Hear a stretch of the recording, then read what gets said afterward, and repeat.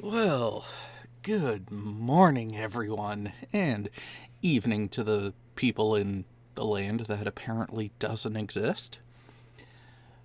Oh boy. Yes, as you can tell, there's only one voice right now, and that is for, shall we say, obvious reasons. Because yesterday, a particular self-hating dipshit decided to, well, show his true colors. So, unlike some people, I am actually a kind person, and I am allowing Red to get a little bit more sleep before he has to go into work this morning. Because as of right now, it is just after 5 a.m. Eastern, which that was a consideration that was given for Antonia. And for those who want to call SewerRat bitchmaid, it's safe to say that. Oh, well, NANA, for some of us, we can call it a good morning. I'm trying to be chipper. I'm trying to not laugh. Gail, I don't think you really missed much of anything because that whole stunt that Antonia pulled with that video against Sean, which gave SciManDan the reason to change his mind about hosting such a deplorable excuse for excrement to be on his channel, was rightfully made. And so this morning, I wake up and I find a particular message. The message that I found was this here. From SciStarkling, who was in the live chat of Antonio's long hangout yesterday, giving him a bit of shit.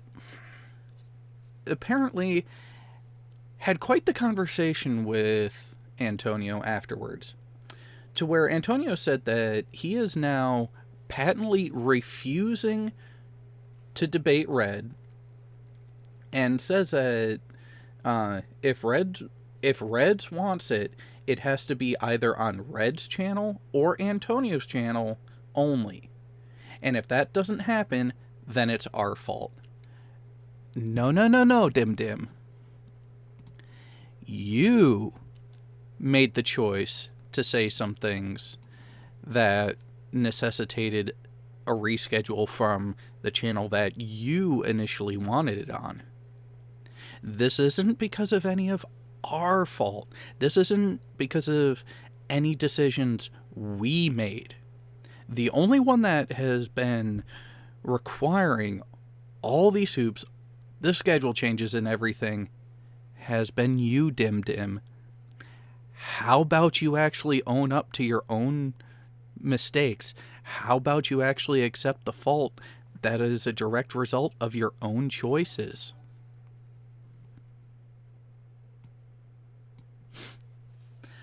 Now, I also, in everything that was going on yesterday, had my own interactions with the the wonderfully dull Antonio, who even offered to have a discussion. Well, he called it a debate. No, it would have been a discussion. Because here's the thing, debates have a formal type of foundation. Now, he and I were going to have a conversation, which, when he initially put it out there, it was as if, no, join me right now, come on. To which I sent this first email to him, saying, the ball is in your court. No response. And he even changed it as I was letting him know that he had the email waiting, and I was ready to go yesterday. Yeah, he decided to not. And after that, there was the second email because he decided to act like a petulant child because he doesn't know how to have a conversation with people. He doesn't know how to actively listen and try to understand the other person and what they're trying to communicate. So for those, I'll go ahead and read this one aloud. And this was to Antonia. Let's replay this for you and expound on it. And a quote from that I had sent in his live chat. I accept that you read Sean's comment nearly halfway through the stream about the surgery to that point. I heard something about scar tissue about 45 minutes prior to that when I first started watching. I've given your answer why I made the comment, you don't like it, and I'm willing to accept it being wrong. Can you say the same?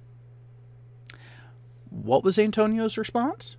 Well, he responded by angrily misreading what I sent, claimed I hadn't explained why I made the comment, which as you can see is wrong, because I heard you commenting about scar tissue about 45 minutes prior to that. That's why the explanation was there. That's why miscommunication was there. And then I repeated. You asked why I made the comment. I explained. You got angry. I express an openness to being wrong. You get angry. And can't do the same. Wow. Just wow. Who's dishonest here? And what does Antonio do? He times me out. And every time I come out of timeout, and I clarify and show him where he was wrong in attempting to read what I was putting there,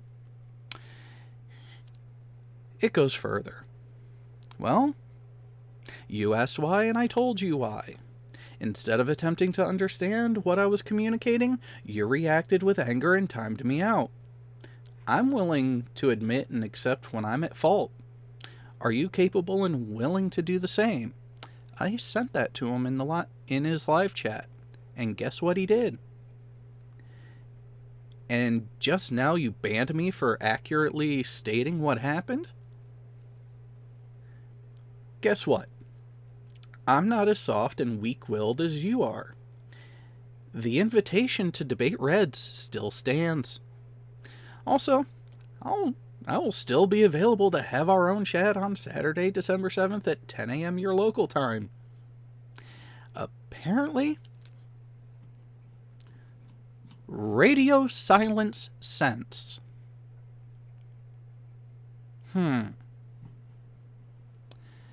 Now, for everyone who wants to go and claim that Antonia is completely and utterly bitch-made and nothing like a piece of chocolate cake, by all means, go give him the hard time. Don't be as insulting. Just go ahead and point out, Antonio, you ran away. You had all these opportunities. We even had Steve McRae ready to go, willing to forego sleep on his own end. And Antonio ran away. Antonio kept putting things in place that he could end up using as excuses to not show up and back his shit. Why is that, Antonio? Why is it that you will stay in your happy little hole, your diggy hole, and spout all the things you want, and then get angry at other people when they accurately retell exactly what you have done? because you did create a video and release it and still have it on your channel, last I checked, where you were being very vitriolic, which for a channel that is actually quite, shall we say, profitable with over 200 subscribers, and actually makes it a point to not push the lines that myself and Reds actually have no problem crossing. There's a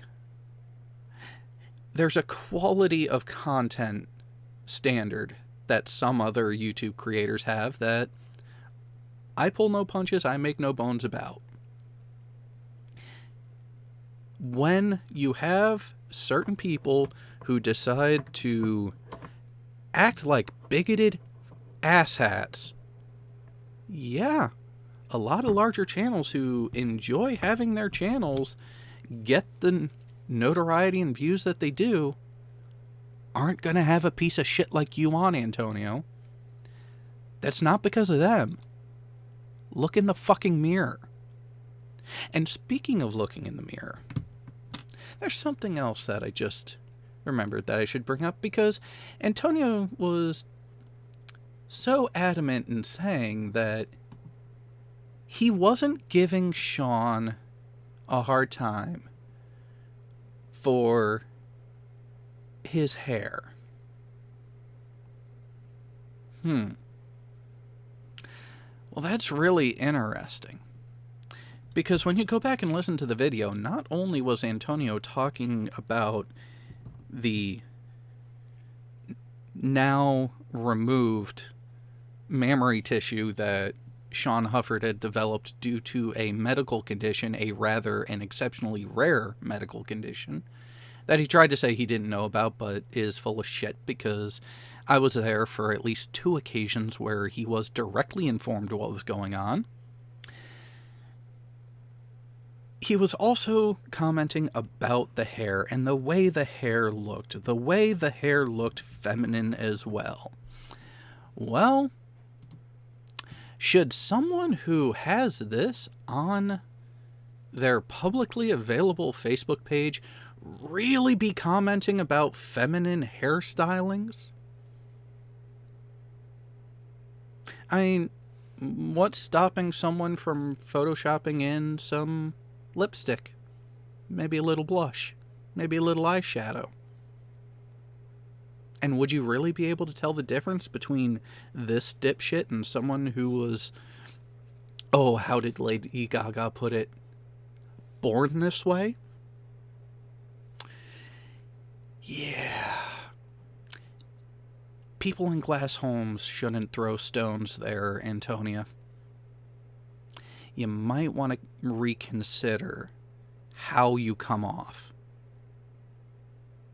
because it will be your undoing. Because, let's be clear, another thing he complained about was how a well-known troll in this community, a well-known asshat who is one of the few people that I have blocked, Tim Osman, he's the one that Antonia blames for his original channel being gone. Well, here's the problem. Just one person mass flagging your channel doesn't get it taken down.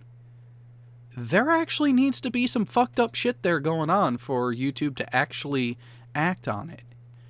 You can report and flag everything you want. Just because you report it, just because you flag it, doesn't mean it's going to be taken down.